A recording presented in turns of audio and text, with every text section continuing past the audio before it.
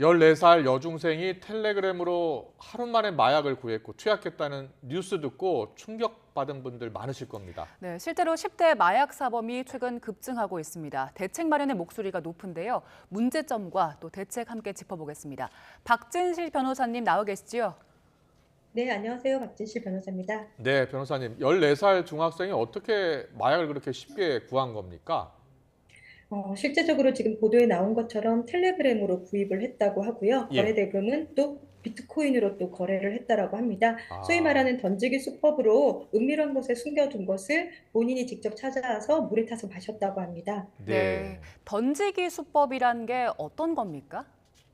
예, 이전에는 마약을 거래하기 위해서는 사람들이 직접 사람과 사람이 만났어야 됐지만 지금은 판매상들도 자신들이 노출되는 것을 꺼려 하거든요. 네. 그러다 보니까 제3자를 시켜서 물건을 주택가 어디 은밀한 곳에 숨겨두도록 하고 그곳을 사진을 찍어 가지고 구매자한테 그 돈을 보내면 그 사진을 보냅니다. 이게 소위 말하는 좌표를 찍어서 보낸다고 하는데요. 네. 이런 거래 방법이 던지기 수법이라고 말을 할 수 있습니다. 네. 그 뭐 비트코인으로 거래했다는 보도는 새로 나온 내용인가 보죠? 예, 그 기사에 그렇게 확인이 아, 되더라고요. 그렇군요. 네. 실제적으로 마약 거래에 있어서 음. 판매자들이 자신들이 추적당하지 않기 위해서 노출되지 않도록 비트코인 거래를 유도하기도 합니다. 네, 추가 음. 확인이 좀 필요할 것 같고 대부분 텔레그램으로 마약을 구매하는 것 같은데요. 이게 좀 익명성이 더 보장되기 때문일까요? 그렇죠. 텔레그램과의 대화에서는 전혀 누군지 상대방을 알 수가 없거든요. 그리고 예. 상대방이 노출됐다고 하면 그 대화방에서 나가버리면 네. 자신이 드러날 일이 없기 때문에 그렇기 때문에 최근에는 거의 많은 마약 사범들이 텔레그램을 이용하고 있다고 봅니다. 네, 아, 실제로 그 텔레그램 통해서 광고를 하거나 마약을 거래하는 거래방이 어느 정도로 파악되고 있습니까? 실제로 제가 현장에서 마약 그 사건을 의뢰받을 때도 얘기를 해보면 거의 80% 정도까지도 비대면으로 텔레그램으로 거래를 하는 것으로 보입니다. 네. 그렇다면 뭐 텔레그램을 이용해서 많이 거래한다면 조금 대책을 좀 세심하게 마련할 필요가 있을 것 같은데요? 근데 이게 해외 예. 사이트다 보니까 음. 그 공조가 수사 협조가 이루어지지 않아서 예. 정부에서 내 걸 단속하고 싶어도 한계가 있는 상황입니다. 그렇군요. 네, 예. 앞서 이전보다는 좀 더 쉽게 마약을 구할 수 있다고 말씀을 해주셨는데 그러면 그만큼 유통되는 양도 많고 또 거래를 하고 있는 사람들도 많다는 거겠네요? 그렇습니다. 실제로 마약이 국내에 유통되는 양이 많은 게 국내 수요가 그만큼 많다는 것이고 또 예. 마약 사범들이 해외에서 동남아에서 마약을 들여오면 한국에는 훨씬 더 비싼 가격으로 마약을 판매할 수 있기 때문에 예. 수익을 얻기 때문에 최대한 많은 양을 국내에 들여와서 유통시키려고 하는 것이죠. 예. 뭐 대부분 이제 필로폰 뭐 마약 종류가 워낙 많으니까요. 필로폰을 많이 알고 계신데 최근에 이제 신종 마약들도 많이 퍼지고 있어서 문제라고요. 예, 신종마약이 최근 젊은 층들에게 많이 사용이 되는데 저희 나라의 주종은 실은 필로폰입니다. 그런데 네. 20, 30대들은 클럽 마약으로 MDMA, 소위 말하는 엑스터시, 케타민 이런 것들을 많이 사용하고 더불어 요즘 많이 사용되는 것이 합성대마라는 것이 있습니다. 이거는 대마가 아닌 향정신성 의약품인데 환각성이 굉장히 높습니다. 그런데 최근에는 이 합성 대마를 많이 사용해서 실제로 젊은 층들이 심각한 문제에 좀 빠지기도 하고 있는 현상입니다. 아, 네. 그리고 또 최근에 청소년들 중심으로 펜타닐이란 것도 좀 퍼지고 있다. 이런 보도들 나오더라고요. 예, 펜타닐은 마약성 진통제거든요. 실제로 말기 암 환자들에게 처방되어지는 것인데 그런 환자들에게 사용되어져야 되기 때문에 가격도 쌉니다. 그리고 굉장히 그 진통 효과도 크고 그런데 이것을 젊은 그 청소년들이 실제로 처방받아서 불법 유통을 시켜서 이게 문제가 됐던 사례가 있는데 금단 증상이 굉장히 심해서 한 번은 호기심으로 사용할 수 있지만 그다음부터는 중독이 돼서 본인이 끊을래야 끊을 수 없는 그런 상황에 빠지고 말는 것이라 최대한 사용하지 않도록 하는 것이 굉장히 중요합니다. 네. 마약의 중독성 심각하지요.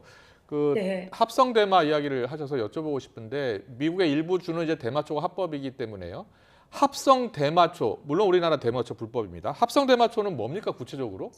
합성 대마초가 아니라 용어만 합성 대마입니다. 예. 실제적으로는 대마가 아니고 향정신성 의약품입니다. 예. 그런데 이게 이제 그 대마에다가 다른 성분을 섞어서 향정신성 의약품을 섞어서 아, 이렇게 환각 효과를 높이도록 계속 새로운 종으로 계속 개발되고 있는 것이거든요. 그래서 예. 네. 가격도 싸고 환각성도 높아서 아, 젊은 층들이 굉장히 많이 사용하고 있는 것이죠. 그렇군요. 네, 예. 최근 마약을 접하는 연령층이 점점 더 어려지고 있어서요. 최근에 그 보도 나온 것도 14살 중학생이었잖아요. 청소년들이 처음에 마약을 접하게 되는 계기가 어떤 겁니까?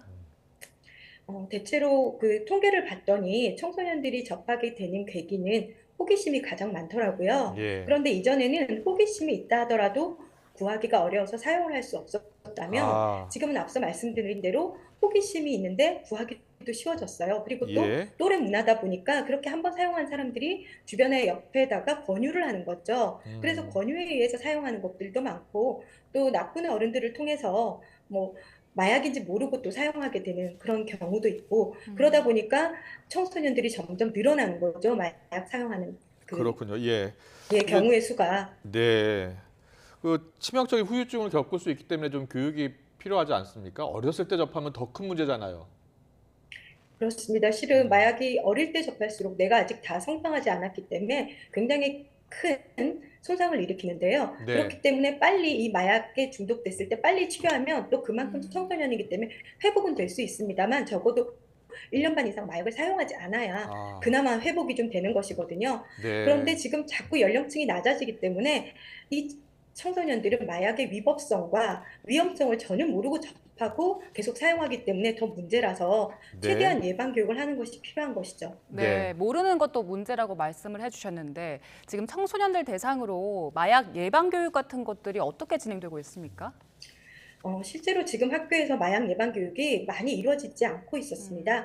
학교 현장에서는 오히려 마약 예방 교육을 한다 그러면 호기심을 더 자극하는 것이 아, 아니냐. 예, 그래서 예. 결국 나쁜 결과를 일으키는 것이 아닌가 하는 우려 때문에 마약에 대해서 교육을 하려고 하면 오히려 학교에서 좀 막았던 경향이 있습니다. 그렇기 네. 때문에 아이들은 정확한 정보를 알지 못하고 인터넷에 떠도는 나쁜 정보를 통해서 마약이 뭔가 어디에 좋다라고 하면 호기심에 사서 이렇게 이번 사건 같은 이런 경우가 발생을 할 수 있는 것이죠. 그렇기 때문에 정확한 예방 교육이 좀 필요할 것 같습니다. 그리고 앞으로도 많이 이루어져야 할 것이고요. 네, 그러면 그 처벌 관련해서는요. 10대 청소년들이 마약을 했을 때 성인들이랑 똑같이 처벌이 됩니까? 아니면 소년범처럼 조금 더 경감을 받습니까? 네, 실제로 지금 현장에서는 마약 사범 청소년에 대해서는 선처를 해주는 경향이 있습니다. 기본적으로 성인이 아니기 때문에 정말 호기심으로 단순히 불법적인 인식도 제대로 없이 했기 때문에 소년 보호 처분으로 가는 경향이 많고 그리고 부모들이 최대한 그 자신의 그 아이들을 잘 돌보겠다. 지금까지는 제대로 몰라서 이렇게 그 아이들을 마약 교육을 시키지 못했다. 치료를 받겠다라고 하면 최대한 법원에서는 선처를 해주고 그리고 검찰 단계에서도 기소유예를 많이 하고요. 소년 보호 예. 사건으로 넘어가는 것이 많죠. 아, 그렇군요. 어, 들어보니까 미국도 10대 마약이 아주 심각한 수준이고 목숨을 잃는 청소년도 많다고 하더라고요. 미국은 어떤 대책들을 세워놓고 있나요? 실제로 미국은 정말 심각합니다. 작년 한 해에 펜타닐이 압수된 양이 미국 전 국민을 다 죽일 수 있을 만큼의 양이 압수됐다고 하더라고요. 예. 거기에 비하면 아직 우리나라도 약하지만 그럼에도 불구하고 지금 이럴 때일수록 저희 나라도 철저한 대비를 해야 되는 것이거든요. 예. 미국이 지금 어떻다라가 아니라 저희도 지금 이렇게 늘어나는 마약 그 범죄자들을 어떻게 예방을 하고 다시는 재범하지 않도록 하는 것 해야 할 수 있는지를 최대한 정책을 좀 촘촘히 마련해서 대비를 할 필요가 있는 것이죠. 알겠습니다. 변호사님, 지금 10대 마약 심각하다고 했는데 얼마나 많이 늘었습니까? 예, 실제로 그 10대 마약은 작년 한 해 480명이었습니다. 아, 480명이 불과 몇 년 만에 한 세네 배가 늘었던 것이죠. 예. 마약은 암수 범죄이기 때문에 드러난 게 480명이지 아, 암수율을 계산하면 15,000명 이상이 된다라고 볼 수 있거든요. 저희가 지금 굉장히 월별로 네. 월별로 그래픽을 만들었는데요. 1월에 25명, 12월에 481명. 이게 12월이 한 달 얘기하는 거 맞습니까? 아니요.